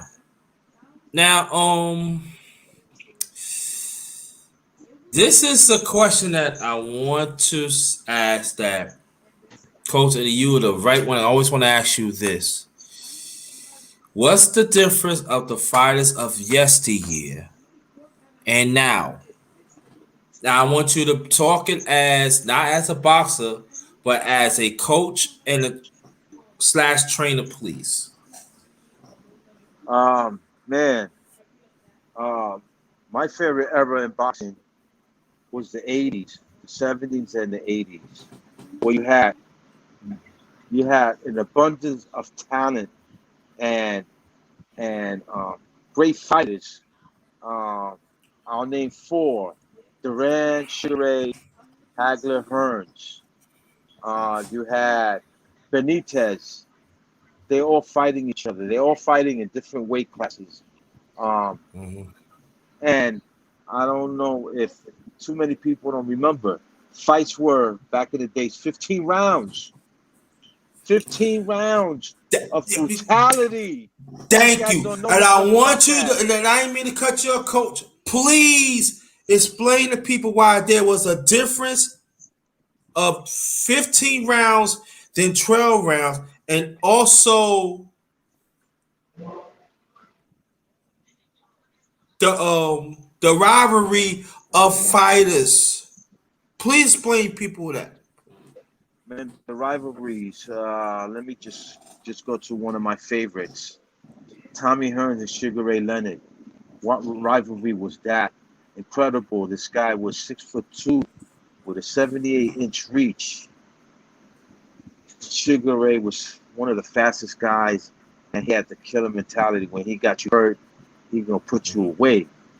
But these guys went beyond um, 12 rounds of brutality. It was 15 rounds their first fight they fought, and you know 12 rounds is beast mode also, but those extra 3 rounds to fight back in those days was incredible, and the shape that you had to be in. There weren't too many drugs that you had to take to be in that type of shape. There was no powdered mix, none of those things that they have now for athletes to get better. These guys were going on on basic boxing skills and training, and a little diet. But uh, like I said, back in the days, there weren't that many belts, so you had to fight each other to get that number one position to fight for the belts, and that was the difference. Um, and the talents, the skill was, I believe, better back in the days than they are now. Yeah. Okay, Clarence, brother Clarence. Um,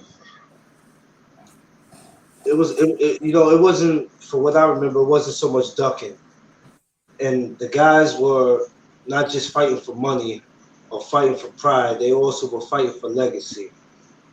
We don't see too many guys today that's doing that. Like Coach said, I didn't come up in the '80s era. I was just born in that era, but I remember watching a lot of fights from that time. I remember coming up in the '90s and watching George Foreman make his comeback and him fighting Holyfield and him fighting Michael Moore. I remember the Roy Jones era, the Mike Tysons, the Lennox Lewis, the Riddick Bowes, Cornell Whitaker, Trinidad. It was just the era where the best fought the best. And if anybody ducked anybody, we wouldn't have known because it really wasn't no social media back then. So we didn't really know if somebody ducked anybody. But all we knew is every time we turned it on HBO Boxing after dark, we got us a fight. When we put it on Showtime, we got us a fight. When we put it on Tuesday Night Fights, we got us a fight. And it's just sad that we have to enjoy what we're getting now in boxing because that era is over and it'll never come back. It's sad that we'll never see that. So we have to make the best out of what we got now. And that's the reason why when we got special guys like Earl Spence, Deontay Wilder, Tank Davis, we have to take advantage of that. We have to support them and steady talking down about them. Those three guys remind me of guys that could have been back in the old days. Guys who will fight anybody. Tank doesn't back down from anybody. Spence doesn't back down from anybody. And Wilder damn sure doesn't back down from anybody. So when we have guys like that remind us from guys in the past, we got to take advantage of that. And we have to enjoy them, because at some point they're going to walk away from this sport and that's going to be it. Yeah. Yeah. I remember the watch box when I was very young. I remember watch Carlos Monsoon. Middleweight champion. Middleweight, right? Very underrated. Nobody don't talk about him. Hands of Stone, the younger Durant that he made his pro debut back in the late '60s. A lot of people don't know that. And when he fought Sugar Ray Leonard, he fought at least about I think almost 60 fights at that time. And Alexis Arguello. Yeah, he was bad. The Hawk would have don't get it twisted. Oh yeah, he was my next one. You know, and the great Hawk Aaron Pryor. A lot of people think, oh, he just sweeper, but he was an excellent. A lot of people, you know, I'm saying as a coach, you know what I'm saying. They thought he was reckless, but he was with the great Emmanuel Stewart. He tuned in and he became an excellent boxing puncher. He could knock any fight, you know. And like to go in his career, he know how to slip the punches and everything, how to set you up and everything. Yeah. Nobody never talk about that. And you know, Coach, I want to bring you back. Oh, he came out. Okay. Let me see. He probably just got cut out and everything. So I want to shout out to Amanda Gather. Shout out to Sunny Boxing Talk. Thank you so much. You know. Well, I can ask that's one of my brothers Clarence McClain, Sunny Boxing. All right, let's get back Edwin Santana here. Okay. You all right now? Yeah. That's all right. Okay. All right. Thank you, sweetie. And but see, this is the thing that you know, I remember those fighters like that because they fought everybody. And you remember there was another belt. I forgot it was it was US something. That was the belt. USPA. Right, that was the belt that get you to a top 10 contender for the other belts. Yeah, and I wish they could bring that back too. But I said some of those fights because those was great times. Those was great times. Those was rivalries, and I remember even. We used to have and I know we in the East Coast here, and then you know the West Coast was lit too. You got Vegas, you got Reno, Nevada, you got you go to the upper part of California, you got certain parts of the West, you know they have vintage, but you know Atlantic City. I miss Atlantic City because they had classic championship fights for decades. And I think that, and I'll talk to Clarence about it, and I'll talk to you, Coach, about it. I would say that, and this ain't no lie, Clarence can tell you this. If I were to run in at least about 500 million, I would take care of my family, make sure everything, my business and stuff like that. I would make sure I make sure I fix up Atlantic City. But I would bring like people like the Coles and Clarence and them. And then I would say I make sure that each casino would have a fight. And then I would bring back Tuesday fights, Thursday fights. And then the grand finale. You know, they make sure that I hire a network and then also, you know what I would hire? I would get people like you, or I bring the former fighters that knows the game. You know what I'm saying? Because boxing has not taken care of these former fighters and even the championships. They should be commentators because the commentators we have right now are garbage. Yeah. We do a better job than them. Mm-hmm. They don't know boxing. You know, and I don't understand how you could have what his name? The one drive the school, the one drives a Greyhound bus. What his name? He was a former champion. Huh? Who? A former champion? Yeah, he's a former champ. He drives Greyhound bus. I don't know who that is. Oh man, he was a middleweight. For Trinidad beat him. William Joppy? Yep, there you go. William Joppy. Yeah. Joppy John Ground Buster. Y'all bring him back. You know what I'm saying? And you got the flush and flash Kevin Kelly. I bring make sure these are fighters. You know you bring them bring them. They call the fights and you pay them well. Yeah. What do y'all think? Do you think I'm wrong saying that? I'm No, saying. you're absolutely right. Absolutely No, right. I've been said that. I've been said that. I said that when I was interviewing Peter McNair, and Peter said, "Yeah, well, it wouldn't be fair because there would be some of the fighters would be picking fighters that they like." So he said that's the only reason why they probably wouldn't do it. But I don't care. I think even with the referees, I think some of the former fighters should be referees. They should be judges. These referees now are guys who probably fought in the Golden Gloves, and all that is cool. That's cool. I'm not knocking that, but I would like to see the retired fighters, like Kevin Kelly and all these other fighters we just named, to be referees and judges. I think it's cool. Can something like that happen? Yeah, it can. If you push for it, anything is possible in the sport of boxing. Good. So we never thought the day we'll see YouTubers. The day we see YouTubers in boxing. So it's possible to make former fighters a judge or a referee. If they can let YouTubers in, shit, they can make room to let these former fighters be They need to referees. they need to let Eddie Tate Quieto in now. Yeah, yeah, Yeah, you're yeah, right. And definitely. Jaffe, also, there's oh yeah, Sonny Boston. I forgot to ask this question. He's asked this. Did you ask him about Tyson Fury and Bloodgate? Who? He said JT asked him about Tyson Fury and Glovegate. The glove scale? I think there's a legitimate reasoning to this Glovegate thing. I believe they cheated. I totally believe they cheated because I never seen a fighter hitting with his palm of his hands and he broke his eardrum. How you do that? That never usually happens in boxing when you use.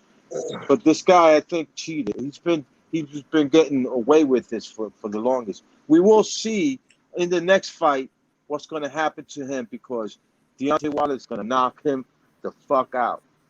Okay, now, Coach, I'm glad that you bring it up. And Clarence, we had talked about me and Clarence had been on this panel, and we've been on the past panels, and we had talked about former champ. We talked to former champions, all right, and we had tell them the same thing. And you know what they tell us?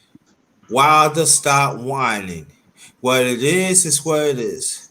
But even if you see the evidence, it doesn't make a difference.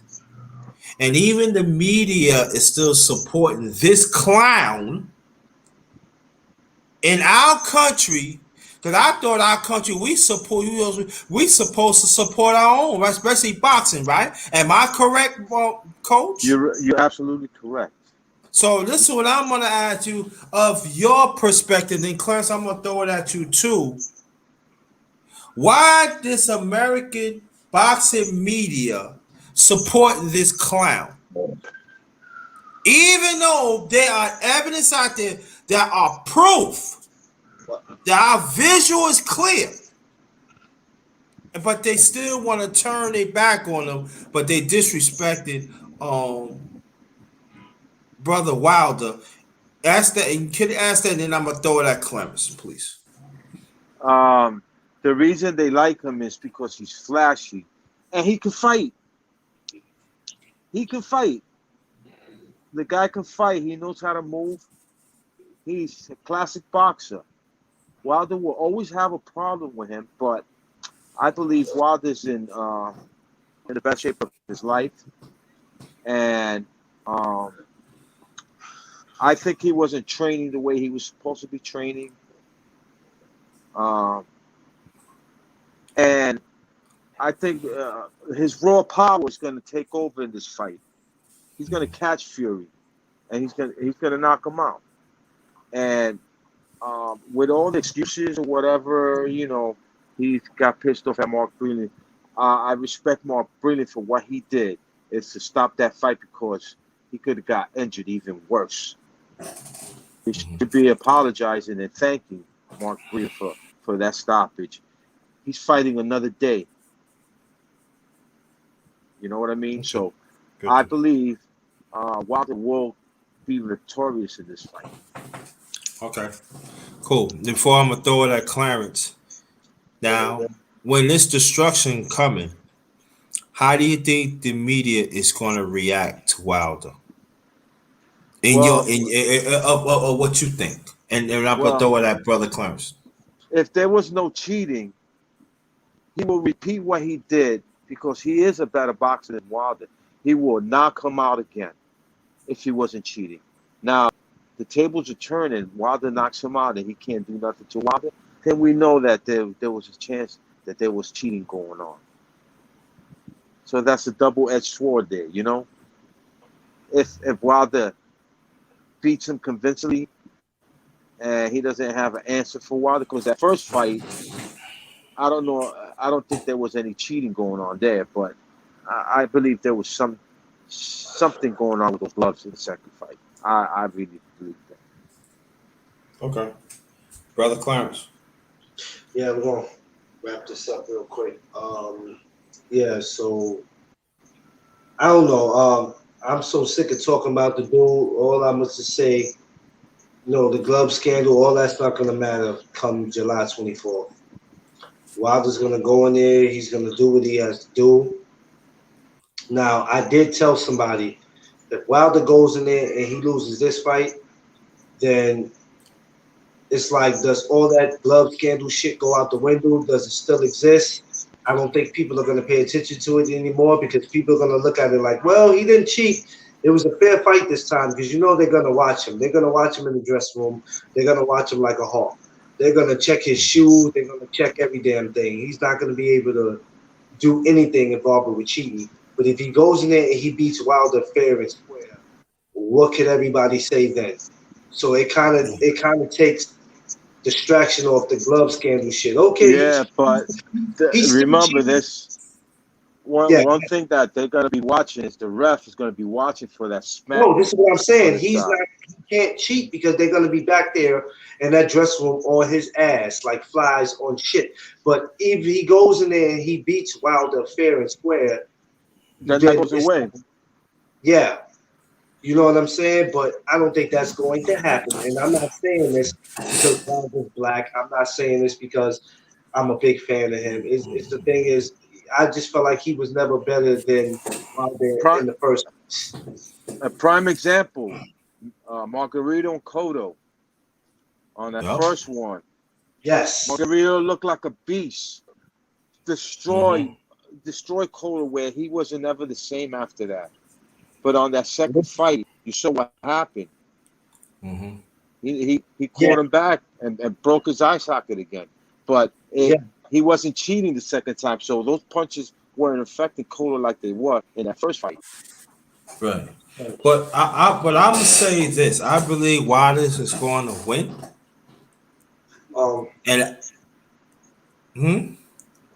No, I was gonna say go ahead because I gotta get ready to end this. Yeah. All right. Okay. All right. Now I'm gonna say this and then we're gonna end it I'll say this. I believe that Wilder's going to win, and I think he should go for undisputed. And I really believe that the media going to do whatever they can to keep Wilder away to get undisputed. But I really believe that they ain't good. I think things is going to fall into place, and I think the fans is going to really see for what it is, and then we gotta push it. We have to push it. And I think Sotomayor and is going like, look, you better make this fight. That's what I believe. I think that it's going to be another hurdle that Wilder had to overcome because that's what I feel. And I'm gonna tell you like this. I feel that we're close to the fight. I think Fury might go trying to retire. You think that? That's what I just feel. I could be wrong. I want to be wrong on this. I want to be wrong, but I really believe that if they fight, when they fight, I think Wilder going to destroy them, and I think the media is going to do whatever they can to keep Wilder away to unify the titles. That's what I feel. But we gonna talk about it when that happens. We're gonna bring you back, Coach, and we're gonna talk about that. Because I believe Wilder's going to win. And we're going to talk about now what's Wilder's going to be next. And we're going to talk about, all right, media. He knocked out Furry. What you going to do now? There's nothing. So, but what we're going to do right now, we're going to end it right now. Again, let me put this out. Let me get this out the way. Anybody that wants to donate is in the screen right there. It's Cash App $ capital JT 53000, and also you got PayPal. I got PayPal.me/JT Black 53. If anybody that wants to donate, feel free. We're gonna start from Clarence. Clarence, last remarks, please. And the coach, last remark, please don't make my last remark. I want y'all to stay, make my last remarks because I want us to close as a family. That's how I do it. All right, I want to say salute to the chat, salute to the panel, salute to my brother, man, underrated one for always having me on here. I appreciate you, love you like cook food. I want to say I love my trainer, Edwin Santana, one of the greatest underrated coaches to have in the gym, man. I appreciate you. I always appreciate the time that you take with me, man. It's always an honor and pleasure, man. You're my brother, and I love you forever, man. And I'm looking forward to getting back in the gym because we got to pick up where we left off at. So we have the to be continued right now for the summer, and we gonna get picked right back up where we left off at, man. So I love you, man. And I'm looking forward to seeing you soon. All right. Well, I want to say thank you to my brother, the Grinder, JT. Since the first time I met you, you're a real honest brother. I feel your flow.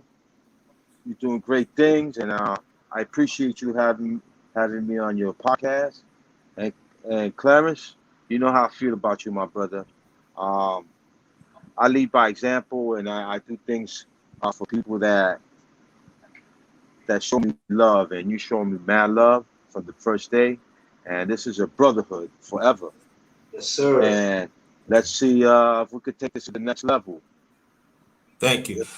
Sonny said, "Where is the gym? Tell me what's the name of the gym? Tell me the name of the gym before we close it out, please." Coach. Morris Park Boxing Gym in the Bronx. All right. Yeah. You can look it up. It's called Morris Park Boxing Gym. Okay. Cool. Oh, there it is. Yeah. Put it closer, Clarence, so we can see it more. There you go.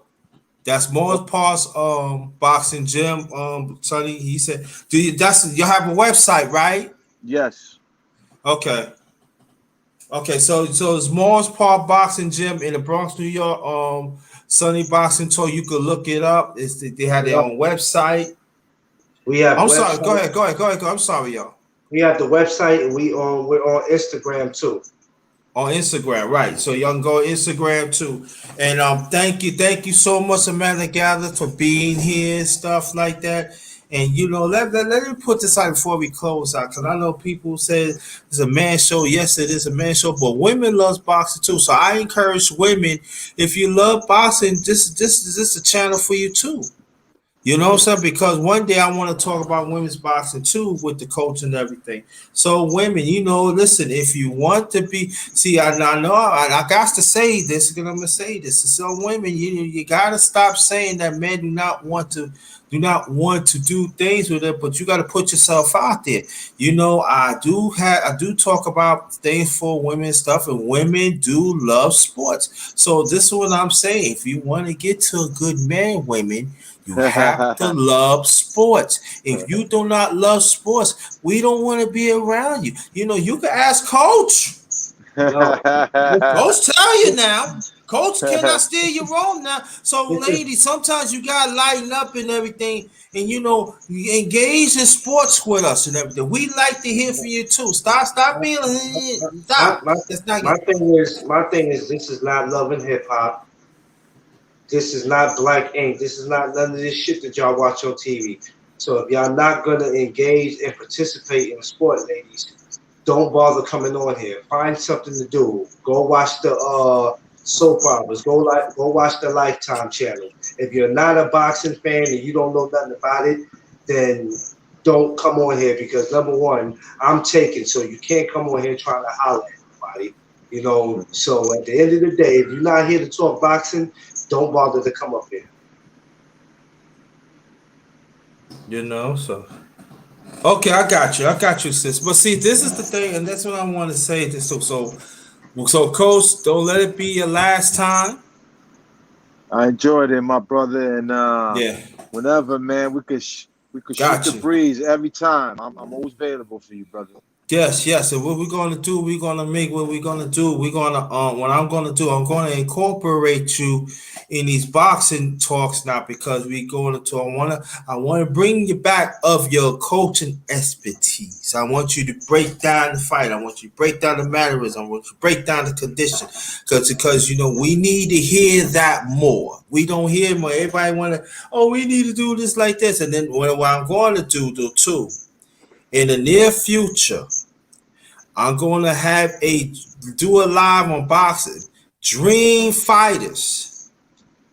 It could be any era. And we're going to break it down. And Coach, we want to bring you back. We want to bring this is going to be fun. It's going to be any era. And I'm just going to invite selected ones on the panel. Only selected ones. I'm going to handpick it. Right there, Harris, you see Clarence and Coach, those are two. I'm hand picking it. And then I want people in the chat, I want you to engage too. Okay? So on behalf of my channel, The Underrated Darkness, yours truly, the number one grinder. One of the best case secrets on YouTube, the best of the business, that's what I am. And a shout out to the one and only boxing coach, Edwin Santana, and I dedicate this live to his son, youngest son graduate, and to your wife. Say your wife's name again, please. Leonore. I dedicate to his both of them. Prosper to the family and everything. Have a good night. Until next time. Brother. Yes. Oh yeah, I forgot. If you're traveling out there, people, make sure you travel in groups to your destination or home. It's because the climate out there is crazy. So we do not want nothing happen to y'all. Until next time, this is the end of it. Until next time, this one is Ghost. Peace.